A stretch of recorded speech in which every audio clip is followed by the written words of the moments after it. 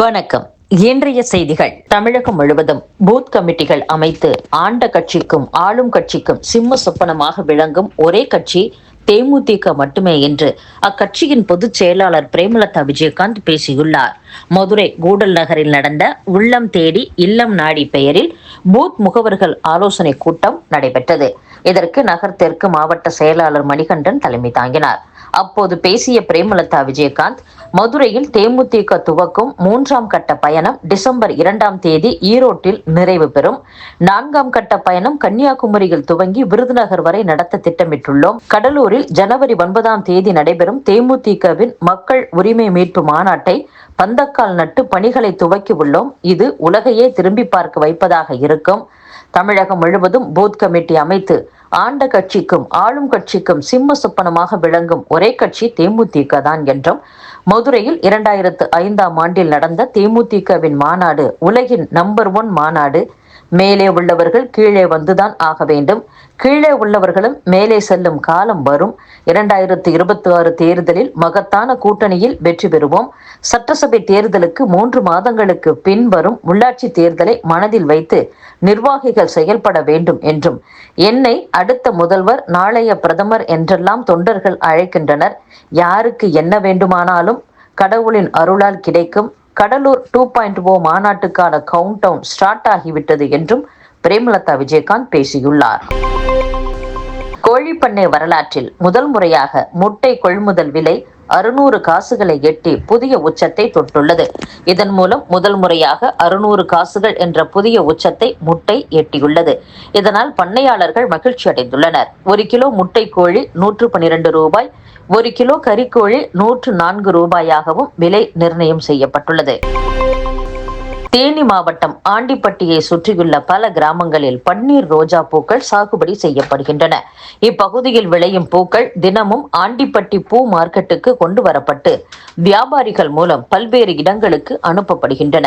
கடந்த வாரத்தில் கிலோ 300 ரூபாய் வரை விற்பனையான மல்லிகை நேற்று 1000 ரூபாய் வரையும், 4 நாட்களுக்கு முன் கிலோ 30 ரூபாய் வரை விற்ற பன்னீர் ரோஜா பூக்கள் 200 ரூபாய் வரையும் விற்பனையாகின. இது குறித்து பூ வியாபாரிகள் கூறுகையில், தொடர் பனியால் மல்லிகை வரத்து குறைந்துள்ளது. சபரிமலை மண்டல காலத்தில் மல்லிகை 3 முதல் 5 டன் வரை வரத்து இருக்கும். வரத்து குறைந்ததும் கார்த்திகை மாதம் துவங்கியுள்ளதாலும் தேவை அதிகரித்துள்ளது. இதனால் விலை உயர்ந்துள்ளது என்று கூறியுள்ளனர். அதிகாரிகளின் கார் மற்றும் ஜீப்புகளை டிசம்பர் 12ஆம் தேதி ஓட்டாமல் விடுப்பு எடுத்து போராட்டம் நடத்த அரசு ஓட்டுநர்கள் திட்டமிட்டுள்ளனர். தமிழகத்தில் தலைமை செயலகம் துவங்கி பல்வேறு துறைகளின் கடைநிலை அலுவலகங்கள் வரை 10,000 கார்கள், ஜீப்புகள் உள்ளிட்ட வாகனங்கள் உள்ளன. இவற்றில் 8,000 வாகனங்கள் வரை பயன்படுத்தும் நிலையில் உள்ளன. அவற்றை அரசு மற்றும் ஒப்பந்த ஓட்டுநர்கள் இயக்கி வருகின்றனர். சென்னை தலைமை செயலகத்தில் பணிபுரியும் ஓட்டுநர்களுக்கு பதவி உயர்வு வழங்குவது போல மற்ற துறைகளில் பணிபுரிபவர்களுக்கும் பதவி உயர்வு வழங்க வேண்டும். உடல்நலக்குறைவு காரணமாக பாதிக்கப்படும் ஓட்டுநர்களுக்கு மருத்துவ சான்று அடிப்படையில் அலுவலக உதவியாளர் பணி வழங்க வேண்டும். சீருடை சலவை படியை 1000 ரூபாயாக உயர்த்த வேண்டும். டிரைவர் லைசன்ஸ் புதுப்பிப்பு படியை 1000 ரூபாயாக உயர்த்த வேண்டும். இன்சூரன்ஸ் செய்யப்பட்ட வாகனங்களை மட்டுமே இயக்க அனுமதிக்க வேண்டும் என்பன உள்ளிட்ட கோரிக்கைகளை ஓட்டுநர்கள் வலியுறுத்தி வருகின்றனர். 4 ஆண்டுகளாக இவை நிறைவேற்றப்படாததால் டிசம்பர் 12ஆம் தேதி மாநிலம் தழுவிய அளவில் உண்ணாவிரத போராட்டம் நடத்த தமிழ்நாடு அரசு துறை ஊர்தி ஓட்டுநர்கள் சங்கம் முடிவெடுத்துள்ளது. அன்றைய தினம் விடுப்பு எடுத்து அதிகாரிகளின் வாகனத்தை ஓட்டாமல் புறக்கணிக்கவும் முடிவு செய்துள்ளனர். தமிழகத்தில் அசுத்தமான நீர் உள்ள குளங்களில் பொதுமக்கள் குளிக்கக்கூடாது என்று பொது சுகாதாரத்துறை அறிவுறுத்தியுள்ளது. கேரளாவில் மூளையை தின்னும் அமீபா வைரஸ் தாக்கம் அதிகரித்து வருகிறது. அசுத்தமான நீரில் குளிப்பதால் இதுபோன்ற பாதிப்புகள் ஏற்படுகின்றன. இந்நிலையில் தமிழகத்தில் முன்னெச்சரிக்கை நடவடிக்கைகளை பொது சுகாதாரத்துறை மேற்கொண்டு வருகிறது. இது குறித்து பொது சுகாதாரத்துறை இயக்குநர் சோமசுந்தரம் அனைத்து உள்ளாட்சி அமைப்புகளுக்கும் அறிவுறுத்தல்களை வழங்கியுள்ளார். அதில் அசுத்தமான குளங்களில் பொதுமக்கள், குறிப்பாக குழந்தைகள் குளிக்க அனுமதி வழங்கக்கூடாது. குளங்கள் தூய்மையாக இருப்பதை உறுதி செய்ய வேண்டும்.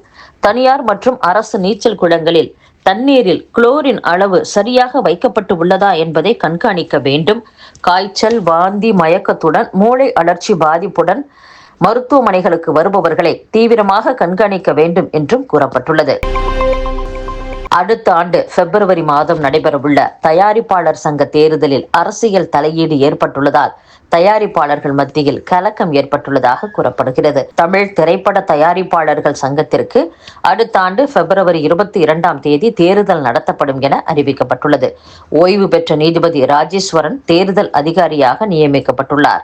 2 ஆண்டுக்கு ஒருமுறை தேர்தலை சந்திக்கும் தயாரிப்பாளர் சங்கத்தில் 1300க்கும் மேற்பட்ட உறுப்பினர்கள் உள்ளனர். தற்போதைய தலைவராக தேனாண்டாள் பிலிம்ஸ் முரளி உள்ளார். தமிழ்குமரன், அர்ச்சனா கல்பாத்தி ஆகியோர் துணைத் தலைவர்களாக உள்ளனர். இவர்களின் பதவிக்காலம் முடிவடைவதை தொடர்ந்து தற்போது தேர்தல் தேதி அறிவிக்கப்பட்டுள்ளது. தமிழ் சினிமாவில் தயாரிப்பாளர் பக்கம் உள்ள நியாயத்தை பேசவும், படம் தொடர்பான சிக்கல்கள், நடிகர்களின் சம்பளம் மற்றும் பட தயாரிப்பு செலவு, விநியோகத்தில் உள்ள பிரச்சனைகளை சுமூகமாக தீர்க்கவே தயாரிப்பாளர் சங்கம் 1998 ஆண்டு துவங்கப்பட்டது. இதுவரை இந்த சங்கம் சந்தித்த தேர்தல்களில் அரசியல் தலையீட்டுக்கு இடமே இல்லாமல் இருந்து வந்ததாக கூறப்படுகிறது. அதை தொடரும் வகையில் தற்போதும் எல்லோரும் கூடி பேசி போட்டியின்றி தலைவரை தேர்வு செய்ய சிலர் முயற்சி மேற்கொண்டுள்ளனர். அப்படியே போட்டி ஏற்பட்டாலும் அதை நேர்மையாக நடத்த வேண்டும் என்றும் தயாரிப்பாளர்கள் விரும்புகின்றனர். ஆனால் அதற்கு எதிராக ஆளும் கட்சியைச் சேர்ந்த தயாரிப்பு நிறுவன முக்கிய நிர்வாகி செயல்பட்டு வருகிறார். சம்பந்தப்பட்ட தயாரிப்பாளர்கள் பலரை தன் பட தயாரிப்பு நிறுவன அலுவலகத்திற்கு அழைத்து பேசி வருகிறார். அதன் வாயிலாக ஆளும் கட்சிக்கு ஆதரவாளர் என்ற போர்வையில் தனக்கான ஆட்களை தேர்வு செய்ய வேண்டும் என்று நெருக்கடி கொடுத்து வருவதாகவும் புகார் கூறப்படுகிறது. இதற்காக முதலமைச்சர் குடும்பத்தினர் பெயரையும் அவர் பயன்படுத்தி வருவதாகவும், ஆனால் இந்த விஷயம் ஆளும் கட்சி மேலிடத்திற்கு தெரியுமா என்ற கேள்வி எழுந்துள்ளதாகவும் கூறியுள்ளனர். பட தயாரிப்பு நிறுவனத்தை கவனிக்கும் ஆளும் கட்சியின் இளம் வாரிசுக்கு பக்கபலமாக உள்ள அந்த நிர்வாகி தயாரிப்பாளர் சங்கத்தையே தன் கையில் வைத்துக் கொள்ள திட்டமிட்டு இப்படி சங்க விதிகளுக்கு மாறாக செயல்படுவதாக தயாரிப்பாளர்கள் தரப்பில் குற்றம் சாட்டப்பட்டுள்ளது. இத்துடன் செய்திகள் நிறைவடைகின்றன. மீண்டும் நாளை சந்திப்போம். வணக்கம்.